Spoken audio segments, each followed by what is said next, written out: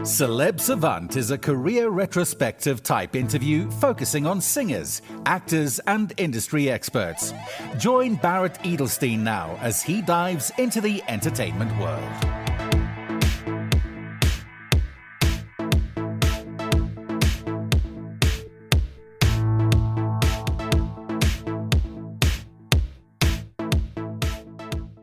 American Dynamyte is a powerhouse vocalist, electrifying drummer, skilled songwriter, and Ivy League graduate, ready to launch her most defining chapter yet. Her upcoming debut album, produced by Grammy winner Damon Sharp, features a top-tier roster of musicians with credits alongside Ray, Teddy Swims, and Pharrell. Boston-raised and now LA-based, Dynamyte has lived a life on stage since childhood.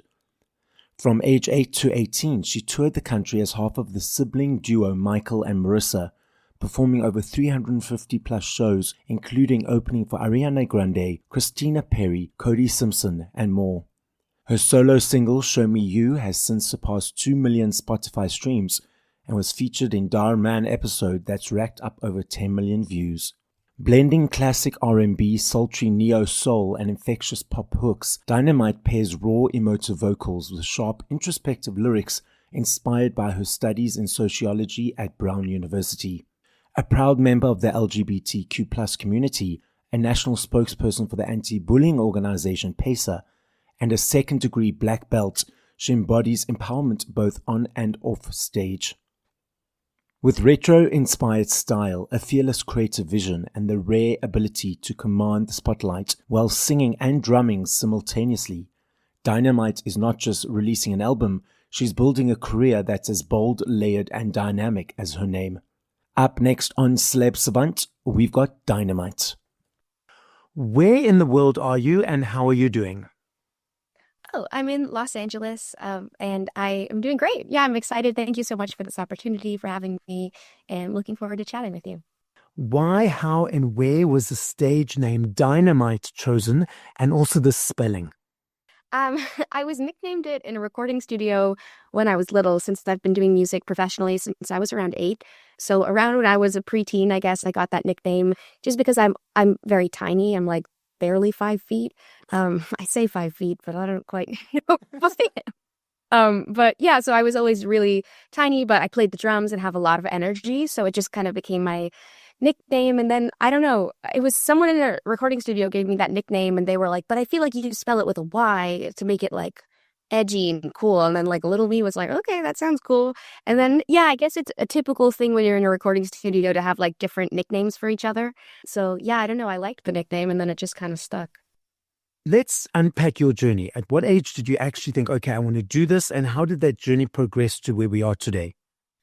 I guess I was 8. So my brother is a music prodigy. He's younger than me. And he started performing like professionally when he was 6 and was just like shredding on the guitar and singing. And it was like a crazy thing to witness. And at the time, I had started the violin when he started the guitar. And it was just not for me. I'm not a slow-paced, precise. I liked like big, fast movements. So it was just not my cup of tea. So then, yeah, I remember asking my mom, and I was so scared. I was like, I'm asking to quit something that I started, and then I want to ask to play the drums. But she said yes, and then I was so excited because the drums, you really start hitting them on the first lesson, where the violin, like you can't touch it for like the first year. You just do like technique or something. Oh, really? I didn't know that. Okay. An 8-year-old me was like, I'm not waiting a year. A year feels like a lifetime when you're little. Like, so yeah, the drums were great because I could just start on them kind of right away. Yeah, I would get to jam with my brother, which was great because in our basement, we're from Boston, so there are basements in Boston. Yes. So here. But that's kind of where you practice and play music. So, we would just start jamming together, and then it just really grew from there because he was already gigging, and then he kind of added me in as like I did harmonies and drums, just playing like local festivals and that sort of thing. And then someone saw the two of us playing together and wanted to be our booking agent. And we were like, oh, our parents were like, oh, okay, like, well, sure. They seem to love this and they're good at it. Like, okay. And then we were booking around locally, and then someone in New York saw us from like a management company and wanted to manage us, and then it just kind of grew from there, and we were on national tours and doing all that sort of thing. So yeah, I just really lucky how it all unfolded. I'm really grateful. I also just being around a brother that's like a prodigy was huge for me because it, just inspired me so much. It became like our language. How we would hang out would be music and different things kind of in that same world. So, yeah. How long were you guys touring together? I would say about a decade. Like we started together when we were 7 and 8, and then I did it all the way till college. So I was 18. So yeah, exactly 10 years. And then did you create your own music, original music? Yeah, it was all original music. It's so funny. Like I wrote my first song when I was 9, I guess. Yeah, I was we were little. It started as covers. So like what was cute is it was like we would be hired for events because it was really funny because I guess we were really good for being so little. And my brother too, like just shredding the guitar, and it was bigger than him. And we would be harmonizing. It was just cute, like because we probably sounded like Alvin and the Chipmunks, but we would sing all these like classic rock songs that people knew from like way before we were born at the time. So it was just kind of funny for people. And then over time, we started making original music also, so our audience became more people that were our age or teens and kids and that sort of thing too, because it started really as like we were performing for adults as like this really funny thing. It gained momentum quite quickly in the sense that you were performing sort of in your local area, and the next thing you on national tours supporting all these various artists, Ariana Grande, Nickelodeon, all these Cody Simpsons and that. Because it happened quite quickly, was there any surprise in your mind? It was like, oh, that imposter syndrome or that thing. I was like, oh, is this really happening? Or did you just think, okay, well, it's just the next steps? It's so funny because at the time, like looking back, I think the whole thing's like wild to reflect on. But when you're in it, it just sort of seemed like the next natural step. We would do 50 shows a year, half in the summer, half during the school year, because we did school regular, like full time. We didn't do homeschooling or anything like that. So it just kind of seemed like what we do in the summer is like we're on a tour and we do this sort of thing. And then every year it would get kind of bigger because sometimes like the tour manager from the last thing is now working with this next artist. How we got Ariana was we toured with this band named Rixton the summer before, and they were managed by Scooter Braun at the time. And so we were their opener. It started, we were just the local opener, like so for the whole East Coast wing. And then they liked us and they asked us to do the full tour for Rixton. So we did that. And then, we went back to school, didn't think anything of it. And then I remember it was like early in the summertime and we were at Cheesecake Factory with our little cousin. And my brother was like, oh, my phone's ringing. And we were kind of like, I don't know. He knew he had to like listen for a call soon, but we didn't really know what for. And then he came back to the table and was like, just telling us. And we were like, what? So that was really crazy. But it also made sense. He was like, I guess the person that they needed dropped out or something happened where it was pretty last minute too. Like they were like, we need this right away. And they just thought of us because we did the tour before and he was managing Ariana at the time. And he knew we were reliable and did well. So then, we got that opportunity. And because it was a decade, it felt like every year it just was like up the next step. So I never really felt imposter syndrome then. Now looking back, I just kind of think how it's wild. I'm like, oh, I don't think I grasped the gravity of what I was doing.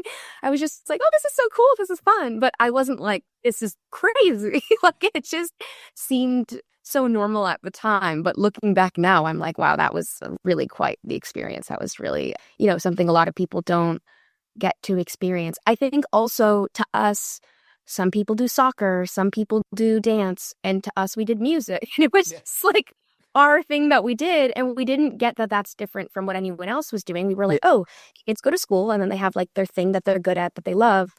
And so we just kind of thought of it like that. And in the summer, some people go to camp, we go on tour. Like we didn't get that it was any different at all. Which is cool because I think that gives you that grounding. It keeps you centered in a sense like, oh, I'm this person, I'm doing this. When the fact like, oh, I'm just going on a tour. You enjoy camp, you enjoy soccer. We'll see you in a few weeks. What's your brother doing currently? You went to varsity, you're doing your solo thing. What's your brother doing? So we started doing our solo projects because he went to Berklee College of Music and I went to Brown. So I'm like the nerdy sibling. So I just took the 4 years to do academics and wasn't really doing music. And he studied music for all of college because, again, he's like this prodigy. So it makes sense. Then after we graduated, he had already been putting his own music out since college, like the whole time, just under his own artist name.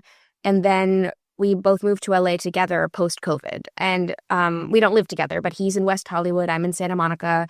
He produced my first solo single. Like, we work together a lot. I'm going to sing on one of his songs soon. So yeah, we're always like collaborating and doing that sort of thing. I think it's when you're siblings, you become a little bit like, it's almost a compromise because I would like certain kinds of music. He would like certain kinds of music. And then we would meet in the middle where he's like a pop production expert. Like, that's his whole world. He can name the names of all the sounds and instruments that were used in every pop track from like however many years. He's like an expert, like a savant, like really gifted in that world. And so I always liked like live instrumentation and less electronic noises and more like throwbacky sounds. So it just got to a point where as we grew into ourselves, we like different things. And so we still support each other in that. But yeah, he's releasing music, working with huge artists, because he produces for other artists, and then he also does his own music. And yeah, right now he's in New York. He was the headliner for the like Lady Gaga Mayhem ball celebration thing in New York. So he was so excited about that. He's a huge Lady Gaga fan. So he's there right now doing a bunch of shows. And yeah, it's just really cool. We go to each other's performances all the time. And it's just great that, you know, we're able to support each other and be there. Because our music journey has always been us together. So it's still that. We're just doing our own thing, but supporting each other at the same time. How do you create a song? Ooh, that's a good question. I think, thinking to how I first started creating songs, I was 9 again, and I wrote my first song. But what inspired me at the time, which is funny because it's so serious for a 9-year-old, but I was like, wow, the people on the radio, everyone listens to what they say, but they're not really saying anything important. They're like, party, party, yay, blah, blah, blah. And 9-year-old me had a problem with it. I was like, if they're not taking, making the most of their opportunity.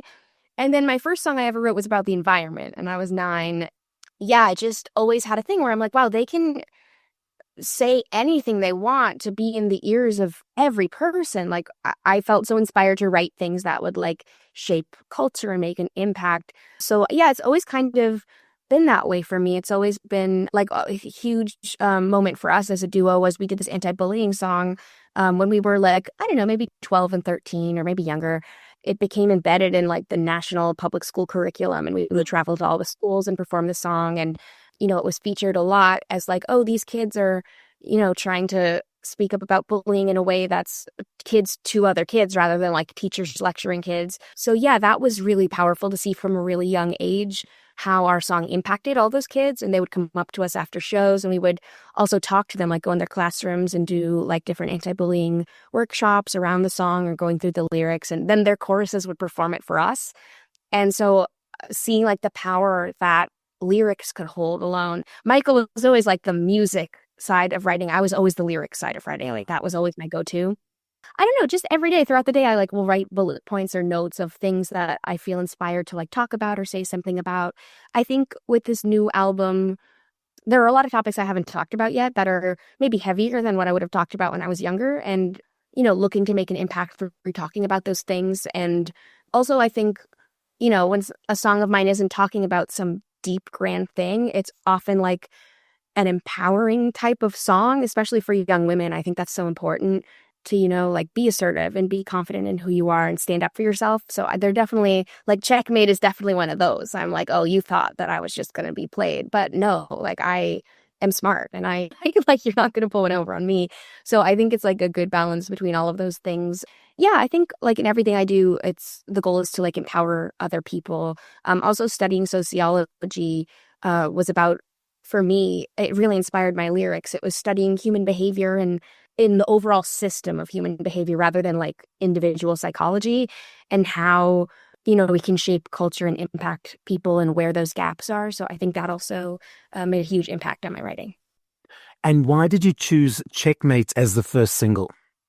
Ooh, that's a good question. I think it's just like a fun, upbeat one. It's empowering and confident. It's not like too different from anything I've released before. Like the early Dynamyte stuff also was like very focused on empowering messages. So I think it's sort of in that same vein. It's like a nice, upbeat, good vibe track. I think over time we'll get into the like deeper ones, but we didn't want to start right off the bat with those ones because it's like, oh, she hasn't released music in a couple years and now she's just like releasing, more complicated subjects. I just felt like Checkmate's a perfect balance of, having that confidence level and standing up for yourself, which I think is super important, while still like having fun with it. You referenced it was a couple of years between releasing. Why did you take that break? So I toured with the last music I put out for a while. So I did a 26 city tour. And so that was like over the course of like, I guess a year after I released that music. And then after that, the past year has been in the studio making this album. So okay. I don't know, the time just flies. I was on tour and then I was making the album and then now it's time already to put it out, which is exciting. And then it'll be time to tour that album. Yeah, it's fun. Like a fun part of being an artist is like the different life cycles of it. There are all these different stages and, people get to experience like the live performance part, which I think is a very different medium than just like recording something in the studio because it's like a different level of connection and you actually get to see like the audience face to face and have that shared experience together. So I'm definitely really excited to tour with this album once more songs are out and everything. But yeah, so I don't know. I guess it's just I was busy doing the last music still and then creating this music. And this album, I definitely didn't want to rush it. I wanted to, we wrote it pretty quickly, but as far as like getting the production exactly how we wanted, I was a little fussy in wanting all live musicians, which Damon is amazing. He's the Grammy winning producer that I am so grateful to have worked with and continue to work with. And it's a unusual thing in this day and age to have live musicians record a whole project. Now, a lot of things just for simplicity's sake and also for the ease of like lining everything up on a grid when you're editing is done digitally. And you can, make a lot of instruments with synthesizers and different things that can sound like drums and can sound like horns and all these different things. But this project, which Damon totally saw the vision right from the outset, but I was like, I really want this to be like a live thing with live horns and we have live strings and they're like just all I don't know, everything I've ever dreamed of. And I think I always gravitate toward music like that, and it's just always been a dream of mine to make music in that same realm. I think it's a little bit of a lost art. I think it's fading away. I don't know. I think there are pros and cons to that. I think it makes making music so much more accessible to so many people because you don't need like a 10-piece band to like recording an album. But yeah, I think that's why, this project, we really took our time with it and we didn't want to cut any corners. We really wanted to record live musicians and the whole, thing that we were picturing. So yeah, we really perfected it to how we envisioned and I'm really grateful for that. Yeah. Well, Damon is a friend of the podcast. He's been a guest and he's a friend of mine. So shout out to Damon. How's it? Yeah. I love that you're releasing an album because I speak to so many artists these days and it's about the single, it's about the EP and the album's not that it's no longer relevant, but it's like, I want to focus more on those other elements. What for you was the motivation and inspiration to say, no, I'm going to do an album? I think I've always just been an album girl, like as a consumer. I feel like the artists I've connected to the most, or even how I like look over the years of my life, I have like certain albums tied to those eras in my brain. I just love a body of work. I think it shows like versatility and different sides of a person. And you feel like you get to learn all different sides of them. It tells a story versus just one song. And then you're like, okay, this is a vibe, but you don't get the full picture of like where they are in their journey and what they're trying to say overall. Where like when you have a bunch of songs and you string them all together, it really tells a story of who you are.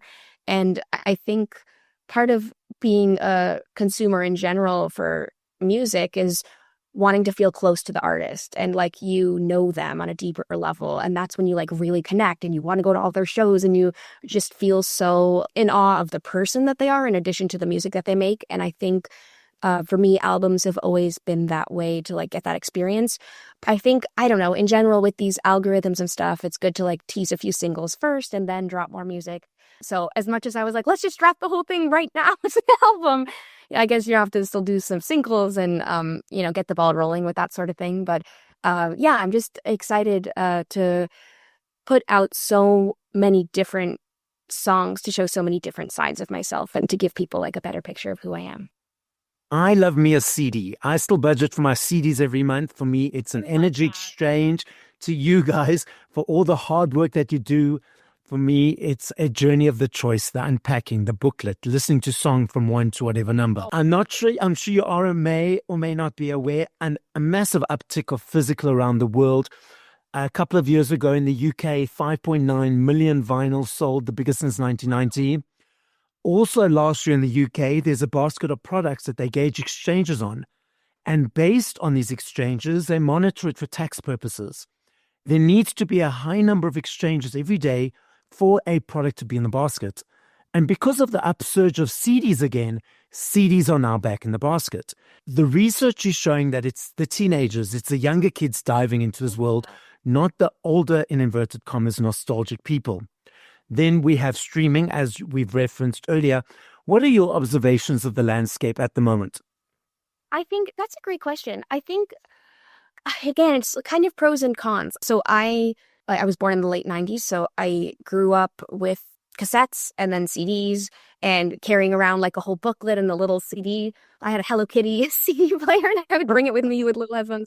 So funny because I get shy about sharing my music taste sometimes, like to people that I care about. And I think it's because in that era, CDs were basically saying who you are. Like if you were with your friends or socializing, it would be like, what CDs do you have? And you would look through the booklet. And that was your whole music library. Like there wasn't, oh, let me go and check out these other things. And you would line up at Walmart at 6 a.m. or whatever to try to get the new album and invite friends over to listen to it because you got it and they haven't heard it yet. And it was like your booklet of CDs was everything about your identity and what speaks to you. And I guess you could say a Spotify library is a little like that, but it's just now such a world where it feels infinite. I feel like the amount of songs on Spotify, I could just listen to a new song every day, all day for the rest of my life, all the time, and still not even put a dent. Where before, it was like you knew your catalog really, really well of the songs that you knew all the words, studied the booklets in and out, and it was just, I think, a different level of appreciation. Now I think there's also people burn through things much faster. I think just with social media in general, we're used to like constantly getting fed new content. So before it's like, I don't know, you'd have your CDs and you would just run those ragged. Like those were your CDs, you would just play them over and over and over and over. And now it's kind of like, yeah, you can listen to singles or listen to a thing and then be like, okay, I'm over it. Let's see what else is out there. And just with the click of your thumb, you have access to all other music. So I noticed it's good on the one hand because I think people are exploring different genres and artists that they wouldn't otherwise. But then I think on the other hand, there are less like diehard loyal artists. There still are, but I think, it used to be like I just remember having Lily Allen CDs and I listened to those CDs every single day for years. Like it was just like every day on the way to school, on the way home, when I'd be doing my homework, before bed, I would just like have my little CD and my thing and I'd be looking at the booklet every day. Like the booklet's not changing, but I just look at it. Yeah, it was just a different level of almost like worshiping the art form and understanding it. Where now I don't even think people take the time to look at the lyrics all the time. I think It's just like, oh, you have to search it up and it's just not always something people are interested in. I think overall there are definitely pros and cons. I think I check out music that I wouldn't have purchased the CD for without having listened to a few songs first. So there's a lot of growth in that way, which is cool. But I also think it's important to like take the time to really sit with a body of work and not just be like, okay, now what next? And like scroll through and be over it. Yeah. So you referenced earlier some of the aspects of what you love about performing live. What are the other elements? And you perform while you're playing the drums. At the same time, you've obviously been doing that for a long time. So how does that all make logistics around that work? And what else do you enjoy about performing live? It's so funny because people always ask me because I guess singing and drumming is unusual, which never really occurred to me. It also, when I was younger, didn't occur to me that like being a girl and drumming was unusual at all. these things were just all sort of normal to me. So I've been singing and drumming since I was 8, and haven't really thought of any other way. I don't know. It's always been together. I've always had like a boom microphone in front, and I drum and I sing, and it just feels so natural to me. If anything, it's almost more comfy. It's like because I'm busy with my body and then I'm also singing, and I just feel like I'm all aspects of me are like being the music, which is so cool.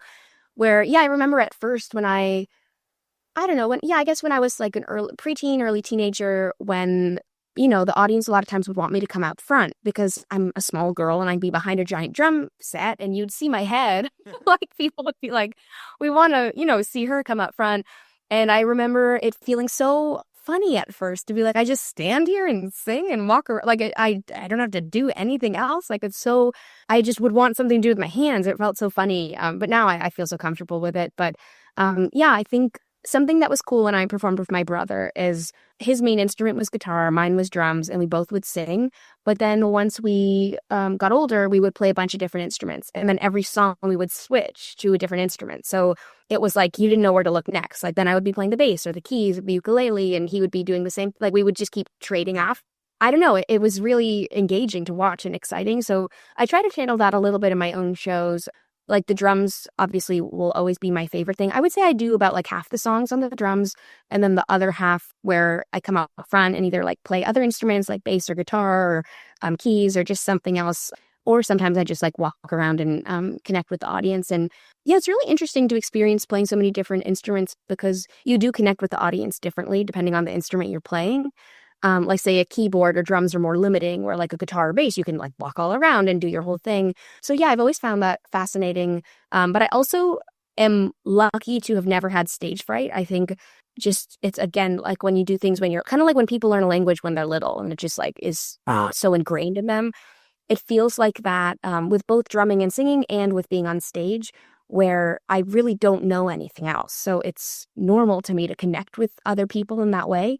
Yeah, I just get so much joy out of it because you make music and you know people are listening and they comment sometimes online and say what they like. But there's nothing quite like singing a song and seeing people reacting to it in real time. Or I love like explaining the backstories before I perform. Yeah. And watching people's reactions and laughing or being like, oh, yeah, I know about that experience, too. Like, I've had the same thing happen to me. And it's just such like a bonding experience with everyone in that room. So, yeah, I don't know. It's hard because I'm like, which do I enjoy more, being in the studio or performing live? I just love both things so much. And I'm so grateful to be able to do both. And I'm really excited to do it with these new songs. So you originally started with the drums. At what age or what point did you start learning or picking up the other instruments? Maybe when I was around 10 or so, I guess I would want to write songs myself, just as like my own diary or creative outlet. Like when we would work together, my brother and I would be doing like the professional songs, but sometimes I would just want to write a song myself just to get a feeling out. And the drums aren't like musical, they're just rhythmic. So there aren't any notes. You can't really write a song on them. So I started with like playing around with the keys, and that was like the first musical instrument that, I would play and sing and be able to write on, which was amazing. Yeah, I don't know. I think being a drummer, the bass is kind of like, it's rhythmic too. So for wanting to be out front, that was like a natural inclination to then like, rhythmically be playing while singing. And then ukulele, I don't know, since I was younger, I would always toy around with it because it's just easy to bring with you and play, and it's pretty straightforward. And then, yeah, guitar, I would say when I was a teenager, I started learning some guitar, and I just felt like my writing would be different on guitar than keyboard. Like the songs I would write would come out differently in different styles of music.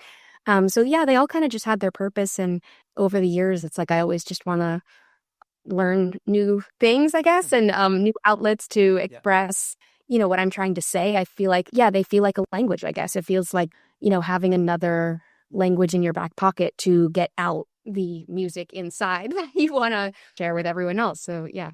So what's coming up next? We know the singles, there's the album. I know it's a lot secretive in your world. So what can you tell us? Oh, that's fun. Well, we're definitely going to do a couple more singles before dropping like all the songs. So they're going to be like every 4 weeks. So there's already one coming out in like 3.5 weeks, which will be fun. And then we've done a ton of video content for songs coming up too. So that'll be really fun with like a full live band in a studio, which was really thrilling. It was like maybe an 8-piece band and horns and the whole 9 yards. So we captured, I think we did 5 songs with like a studio session like that, where, there's just a visual of what it is all together, every musician that was on the song. So I'm really thrilled about that. And then hopefully too, like shows soon. I think once a few more songs are out, I'll start performing, probably first locally, like in the LA area. And then, I'd love to be on a tour again and do that sort of thing. Just because it's, I don't know, just so home to me. Same, my dog went on the entire last tour with me. It's so funny. She went to all 26 cities. She had her ear protection on. She's like such a tour dog. So I joke every time I go to the airport and land that she's like, oh, we're not performing tonight. We're just going to visit so-and-so. Like, because she's so used to like, okay, like, what are we doing? Where's the action? So yeah, and she usually makes a cameo when I tour. So I'm sure she'll do the same thing again where, I bring her out for like a song or something and she gets mad if I don't. She'll like give me the cold shoulder the rest of the night. So yeah, I don't know. I think those are some definite things to look forward to. And yeah, I'm just excited to see, where this new music takes me and how people receive it and enjoy it. And yeah. I love this game. Just top of mind, no reasoning. I know if I had to ask you this question tomorrow, the next day, or the next day, I know your answer will be different every time. I understand that and I recognize that. Like I said, not favorite. If you had to push play to 5 other artists once we finish this conversation, who would those 5 artists be? Amy Winehouse, Lily Allen, Ray, Georgia Smith, and Bruno Mars. The podcast is listened to throughout the world. As a final message, what would you like to say to the audience? Ooh, that's a great question. I don't know. Something I've learned as an artist over time is you're not doing it right if you don't feel a little nervous about what you're saying, I think, which I, used to play it safer especially when I was first doing my solo project. I would not talk about things that would make me a little uncomfortable, that were a little deeper. I think Ray is really good at doing that. Lily Allen's really good. There's so many artists that are just so good at doing that, and I do connect with those the most. So with this new project, I definitely pushed myself to talk about things that I hadn't talked about. And yeah, I just remember seeing a quote somewhere that was like, you're not making art to your fullest potential if you don't feel a little uneasy about like how people are going to interpret it or take it. Otherwise, it's too safe. So I think it's really important. Like if you're an artist out there, you don't have to like go way out of your comfort zone, but it's good to like push yourself a little bit to expand a little beyond your comfort zone, because I do think it made some of the best songs I've ever made. And I'm really grateful for that and excited for the world to hear them and to talk about them. And yeah. Thank you for listening to this episode of Celeb Savant. Please follow Barrett on TikTok, Instagram, YouTube, and Facebook at Celeb Savant. That's CelebSavant.